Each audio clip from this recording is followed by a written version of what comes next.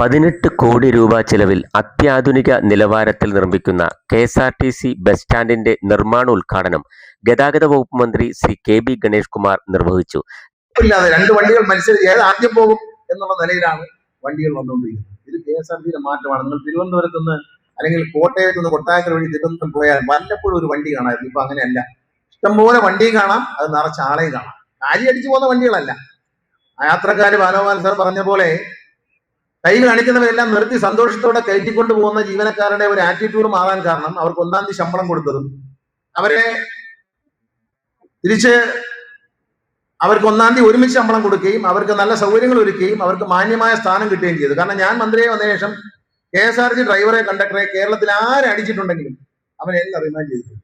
കാരണം ആ കേസിൽ റിമാൻഡ് ചെയ്യണം എന്നുള്ള കാര്യത്തിൽ എനിക്ക് ആരും പറയും. ഇതുവരെ കെഎസ്ആർടി ഡ്രൈവറെയും കണ്ടക്ടറെയും തല്ലിയ എല്ലാവരും കഴിഞ്ഞ 2 വർഷത്തിനകത്ത് തല്ലിയവരെല്ലാം റിമാൻഡ് ചെയ്യപ്പെട്ടിട്ടുണ്ട്.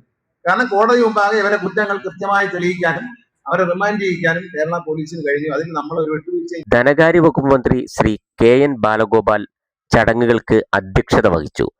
7 വർഷം മുമ്പൊക്കെ വഴി കൂടി പോകുമ്പോൾ കെഎസ്ആർടിസി ജീവനക്കാർ വണ്ടി ഓടിക്കുന്നവരാണല്ലോ ആദ്യം കാണുന്നത്.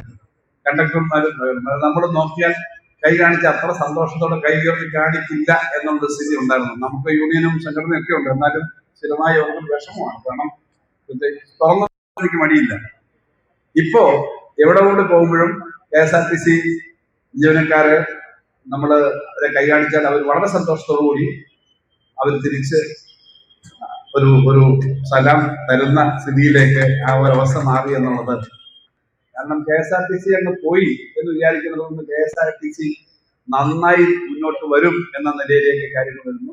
പ്രീ ഫാബ് സാങ്കേതികവിദ്യ ഉപയോഗപ്പെടുത്തിയാണ് ബസ് സ്റ്റേഷന്റെ നിർമ്മാണം. 26,370 ചതുരശ്ര അടിയാണ് ബസ് സ്റ്റേഷനിലെ കെട്ടിടങ്ങളുടെ ആകെ വിസ്തീർണം. എയർ കണ്ടീഷൻ കാത്തിരിപ്പ് കേന്ദ്രം, റെസ്റ്റോറന്റ്, കഫ്റ്റീരിയ, കടമുറികൾ, health cafe, enquiry cum reservation star, depot office, പുരുഷ വനിതാ ജീവനക്കാർക്ക് പ്രത്യേകം വിശ്രമ മുറികൾ, പൊതു ടോയ്ലറ്റുകൾ ഉൾപ്പെടെയാണ് ബസ് സ്റ്റേഷൻ നിർമ്മിക്കപ്പെടുന്നത്.